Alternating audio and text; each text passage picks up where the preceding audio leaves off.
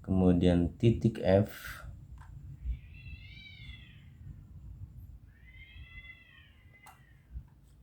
jaraknya dari titik C atau poros adalah 0,6 meter, besarnya gaya adalah ini F ya, gaya di titik F sebesar 10 Newton, sudutnya lurus sebesar 180 derajat, nilai sinnya adalah 0, sehingga hasil perkaliannya adalah 0 Newton meter. Kemudian resultan momen gaya adalah hasil penjumlahan sigma tau. Penjumlahan tau ada 5 yang dijumlahkan, A, B, C, D, dan E. Tau A bernilai negatif, tau B bernilai positif, tau D bernilai negatif, tau E bernilai positif, dan tau F bernilai positif. Angka yang sudah dihitung tadi kita masukkan, min 2,4 plus 1,6 min 3 plus 8 plus 0 sama dengan 4,2 Newton meter. Hasilnya adalah positif, berarti benda berputar searah jarum jam. Besaran yang kedua adalah momen inersia. Ada momen inersia dari sebuah partikel atau titik. Besarnya momen inersia sebuah partikel atau titik I sama dengan mr kuadrat. Untuk satu titik sebesar mr kuadrat, kalau ada lebih dari satu titik maka tinggal dijumlahkan secara aljabar. Kemudian untuk yang kedua, momen inersia benda. Benda itu disebut benda karena dia memiliki ukuran, ada panjang atau juga punya jari-jari, punya lebar, punya tebal, punya tinggi. Beda dengan sebuah partikel atau titik yang tidak memiliki ukuran, tidak ada jari-jari ataupun panjang, lebar, tebal, dan tinggi. Kalau benda ada ukurannya, ada panjang, ada lebar, ada tebal dan tinggi dan sebagainya. Ini sebuah batang yang diputar di tengahnya memiliki momen inersia 1/12 ml kuadrat, dengan L adalah panjang. Kalau diputar di tepinya, di ujungnya, maka momen inersianya 1/3 ml kuadrat. Kemudian kalau diputar melalui sumbunya, maka I sama dengan mr kuadrat. Kemudian silinder tebal berongga dengan jari-jari R1 untuk jari-jari dalam, R2 untuk jari-jari luar, kemudian berputarnya seperti ini melalui sumbu pusatnya, maka I sama dengan setengah mr1 kuadrat plus R2 kuadrat. Dan seterusnya. Ada lagi bola pejal yang diputar melalui pusat, memiliki momen inersia I sama dengan 2/5 mr kuadrat. Kemudian kalau silinder pejal setengah mr kuadrat. Ada juga yang berbentuk lempeng tipis yang diputar melalui pusat. Ini dia momen inersianya. Ada yang diputar melalui sumbunya dan seterusnya. Ini kita tinggal menggunakan nilai momen inersia dari setiap benda yang sudah ditentukan. Kemudian besaran berikutnya yang ketiga adalah momentum sudut. Bahwa benda yang berputar memiliki suatu besaran yang namanya momentum sudut, merupakan hasil kali silang antara jarak atau jari-jari dengan momentum linear. Momentum sudut dengan lambang besaran L, kemudian jari-jari adalah R, P adalah momentum sudut. Momentum sudut P sama dengan M dikali F, M dikali V. M adalah massa, V adalah kecepatan linear. dengan kecepatan linear sama dengan R dikali omega. R-nya adalah jari-jari, omeganya adalah kecepatan sudut, kemudian I adalah momen inersia sama dengan mr kuadrat, M adalah massa, dan R-nya adalah jari-jari. Dengan menggabungkan persamaan-persamaan ini, maka momentum sudut dapat dirumuskan L sama dengan I dikali omega.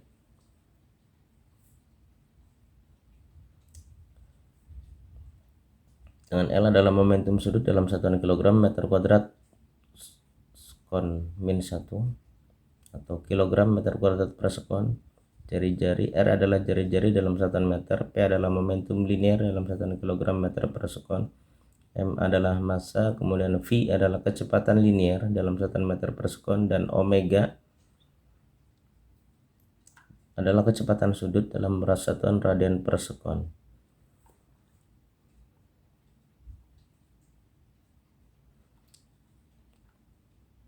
Dan hukum kekalahan momentum sudut suatu benda yang berputar selalu tetap atau konstan. L sama dengan L aksen, L-nya sama dengan I dikali omega, L aksennya I dikali omega aksen. Nilai I-nya tetap, yang berubah adalah omega menjadi omega aksen. Kecepatan putarannya beda. Jika ada dua benda yang berputar digabungkan, maka yang L1 yang sebelum digabungkan momentum sudutnya adalah L1 plus L2, setelah digabungkan L1 aksen plus L2 aksen. L1 omega I1 dikali omega 1, L2 adalah I2 dikali omega 2. Kemudian jika digabungkan, maka kecepatan sudut omega 1 itu akan sama dengan omega 2 aksen. Omega 1 aksen sama dengan omega 2 aksen.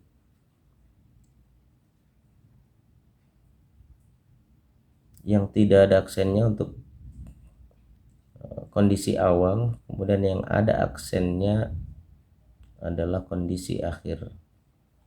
Omega untuk kecepatan sudut awal, kemudian omega aksen untuk kecepatan sudut akhir.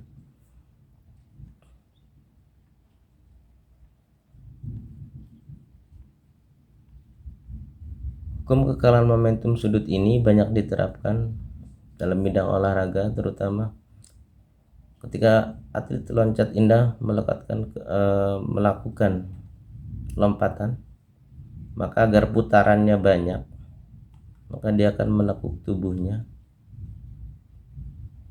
Semakin kecil ukuran suatu benda, yaitu kalau tubuh manusia, dengan cara menekuknya atau melipat sehingga putarannya lebih cepat.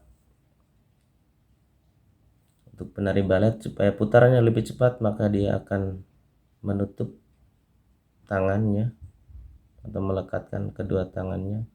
Begitu juga pemain akrobat, agar putarannya lebih cepat maka tubuhnya ditekuk. Karena semakin dekat ke titik poros, kecepatan berputar itu semakin bertambah.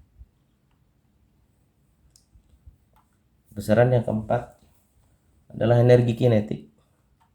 Pada gerak lurus atau gerak translasi, energi kinetik translasi EKT sama dengan setengah mv kuadrat,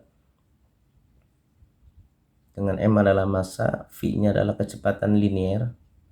Pada gerak rotasi ada energi kinetik gerak rotasi EKR sama dengan setengah I omega kuadrat, dengan I adalah momen inersia dan omega adalah kecepatan sudut. Kemudian jika suatu benda melakukan dua jenis gerak sekaligus, gerak translasi dan gerak rotasi, maka akan memiliki energi kinetik total, yaitu penjumlahan antara energi kinetik translasi dan energi kinetik rotasi. Energi kinetik total sama dengan setengah mv kuadrat plus setengah I omega kuadrat. Kemudian berlaku juga hukum kekekalan energi kinetik. Energi kinetik sebelum sama dengan energi kinetik sesudah. Energi kinetik translasi sebelum ditambah dengan energi kinetik rotasi sebelum akan sama dengan energi kinetik translasi sesudah. dan energi kinetik rotasi sesudah. Yang tidak ada aksennya untuk keadaan awal atau sebelum, yang ada aksennya untuk sesudah atau akhir.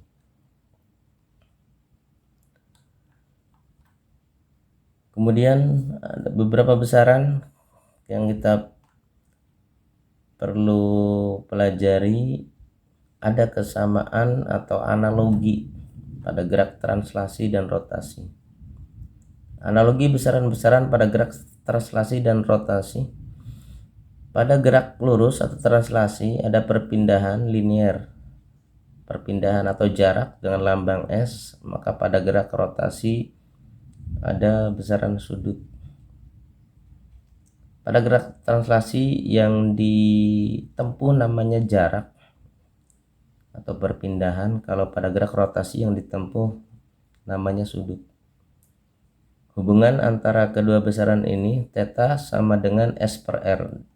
Theta adalah besar sudut, S adalah jarak, R adalah jari-jari. Kemudian kecepatan pada gerak translasi namanya kecepatan linear, lambangnya V. Kalau pada gerak rotasi namanya kecepatan sudut, lambangnya omega. Hubungannya adalah omega sama dengan V per R.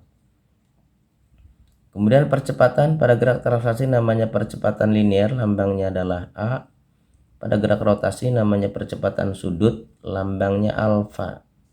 Keduanya berhubungan dalam satu persamaan, alfa sama dengan A per R.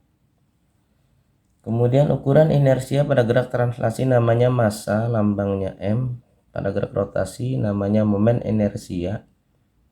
Momen inersia lambangnya I. Hubungan antara kedua besaran adalah I sama dengan mr kuadrat. Kalau untuk benda, kalau untuk titik, kalau untuk benda sudah ada dalam tabel. Kemudian yang menyebabkan benda bergerak pada gerak translasi namanya gaya. Lambangnya F.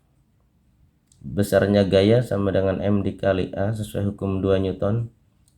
Kemudian pada gerak rotasi yang menyebabkan gerak adalah momen gaya. Lambangnya to dengan besar to sama dengan I dikali alfa.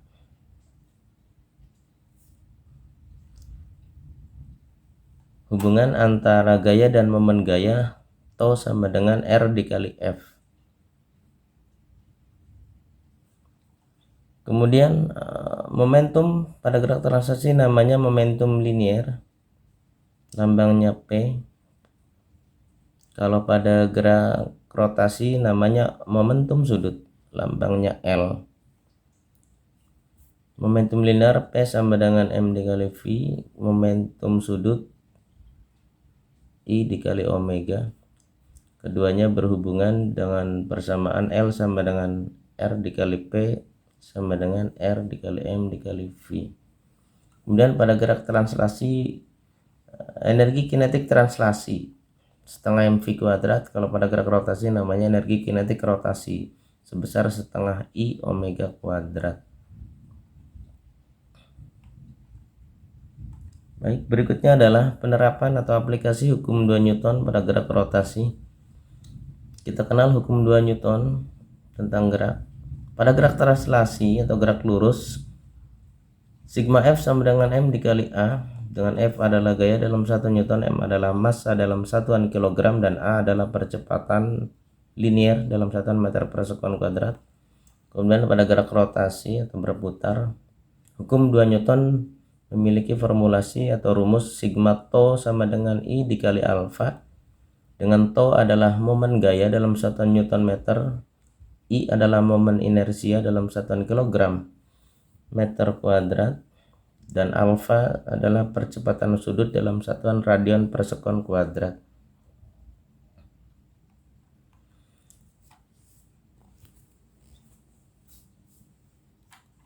Penerapan yang pertama, dari sebuah silinder pejal yang menggelinding di atas bidang datar kasar,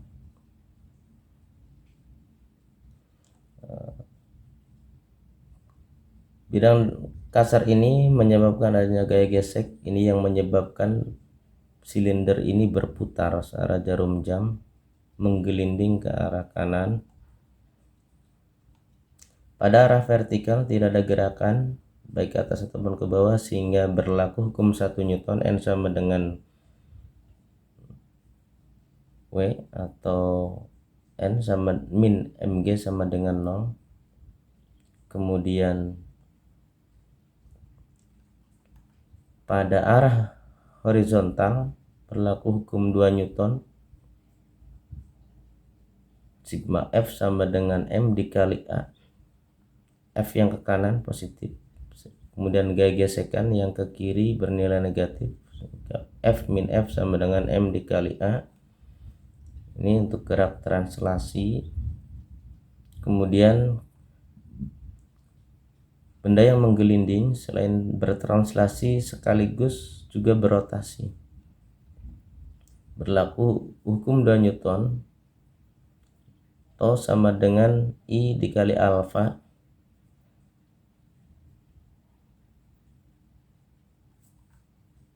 Momen gaya yang bekerja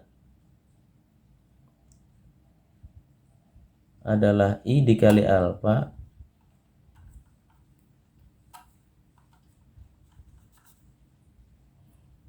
nilai to atau momen gaya hasil kali gaya dengan jari-jari. Gaya yang bekerja adalah gaya gesekan F, jari-jarinya adalah R. Titik tempat gaya bekerja sampai dengan titik poros ini sama dengan nilai jari-jari. Sudutnya 90 derajat, sin 90 derajat sama dengan 1, sehingga to sama dengan F dikali R dikali 90 derajat. F dikali R dikali 1 sama dengan F dikali R. Kemudian to-nya tetap I dikali alfa, menghasilkan F gaya gesekan sama dengan I dikali alfa per R. Dari tabel analogi kita peroleh alfa sama dengan A per R, maka F I per R, alfanya kita ganti dengan A per R, menghasilkan I dikali A per R kuadrat.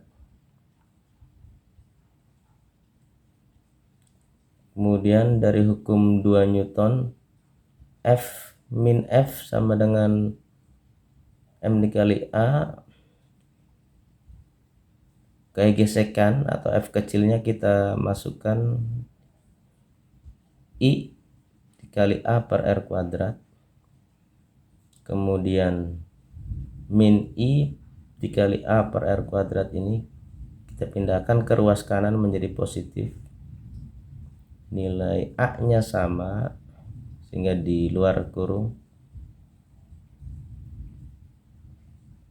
Maka percepatan benda yang menggelinding F tetap yang dalam kurung ini ke ruas kiri menjadi bagi, menghasilkan percepatan A sama dengan F dibagi M plus I per R kuadrat. Silinder pejal memiliki momen inersia setengah mr kuadrat, sehingga kalau disubstitusikan ke dalam persamaan A, F per M ditambah setengah mr kuadrat per R kuadrat menjadi, ini R kuadratnya bisa dieliminasi, tinggal M plus setengah M. M itu bisa diganti, bisa dikasih angka di depannya adalah 2 per 2, hasilnya sama dengan 1. 2 per 2, yang atas 2 ditambah 1 menjadi 3, kemudian yang penyebutnya 2 dengan 2 tetap, hasilkan 3 per 2 M. Kemudian disederhanakan 2-nya ke atas dikalikan dengan F, 2F per 3M. Jadi percepatan untuk silinder pejal yang menggelinding di atas bidang datar kasar adalah A sama dengan 2F per 3M. Kemudian bola pejal yang menggelinding di atas bidang miring kasar pada arah miring ke kiri atas, ini berlaku hukum 1 Newton karena tidak ada gerakan baik ke atas ataupun ke bawah. Sigma F sama dengan 0, sehingga N min mg cos theta sama dengan 0. Kemudian persamaan pada arah horizontal yang ke kiri bawah, ini berlaku hukum 2 Newton, sigma F sama dengan M dikali A. Gaya yang searah dengan percepatan adalah mg sin, nilainya positif. Gaya yang berlawanan arah dengan percepatan adalah F, sehingga dalam persamaan hukum 2 Newton ini mg sin theta min F sama dengan M dikali A. Kemudian gerak rotasi karena menggelinding jadi bertranslasi sekaligus berotasi dengan nilai momen gaya tau sama dengan I dikali alfa.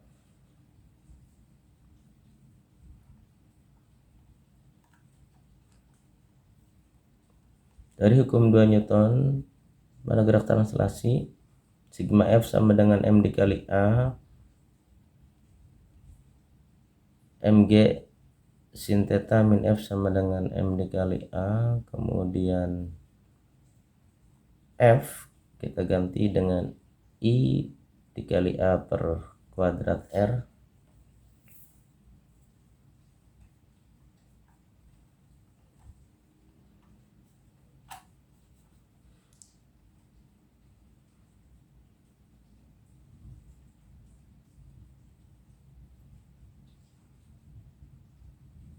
Kemudian mg sinnya kita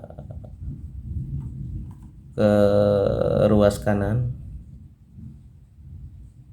MA ke ruas kiri, kemudian min I dikali A per kuadrat R sebelah kanan karena semuanya berpindah.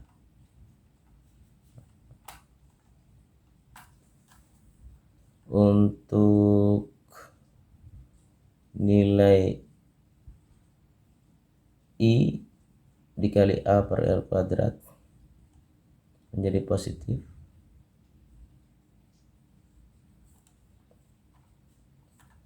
Menghasilkan persamaan A per R kuadrat plus M dikali A sama dengan mg sin theta. Maka percepatan bola menggelinding adalah mg sin theta dibagi I per kuadrat R plus M. Untuk bola dengan momen inersia sebesar 2 per 5 mr kuadrat, maka akan memiliki percepatan seperti ini. Nilai I nya diganti dengan 2 per 5 mr kuadrat. R kuadrat bisa dieliminasi. Kemudian 2 per 5 M, 1M itu sama dengan 5 per 5M. 2 tambah 5 menjadi 7, penyebutnya tetap 5. M dengan M bisa dieliminasi menghasilkan percepatan sebesar G sin theta per 7 per 5. Disederhanakan 5-nya ke atas menjadi perkalian A sama dengan 5 per 7 G sin theta. Inilah percepatan bola pejal menggelinding pada bidang miring kasar. Kemudian kecepatan linear akhir dari sebuah benda yang menggelinding di atas bidang miring. Sebuah benda pertama berada di atas dalam keadaan diam di ketinggian H. Mula-mula ketinggiannya adalah H. Karena diam maka kecepatan awalnya 0, kecepatan sudutnya juga 0, sehingga di kondisi awal ini benda ini hanya memiliki energi potensial gravitasi sebesar M dikali G dikali H.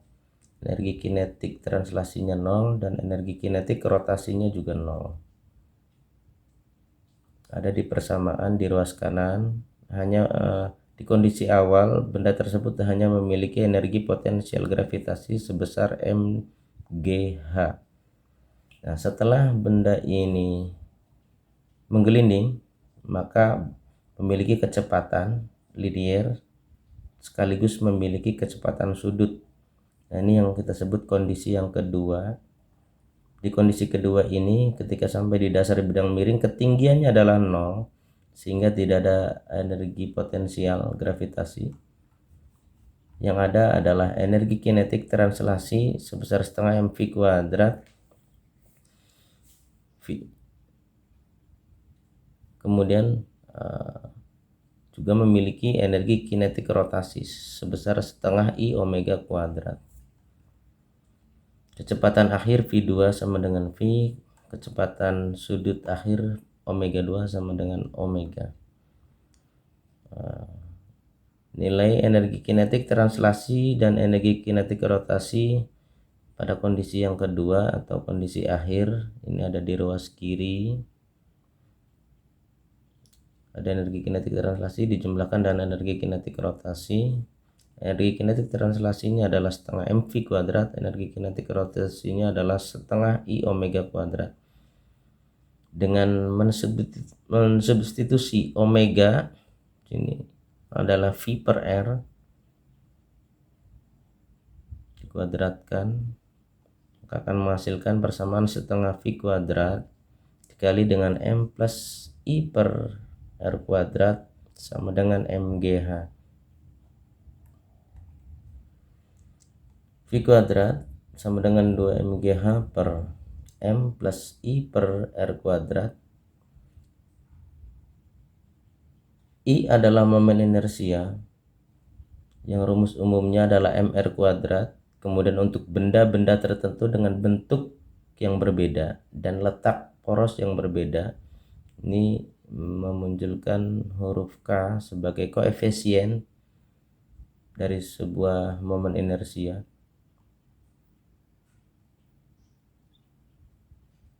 Disederhanakan, R kuadratnya bisa dieliminasi menghasilkan 2 mgh per M plus km.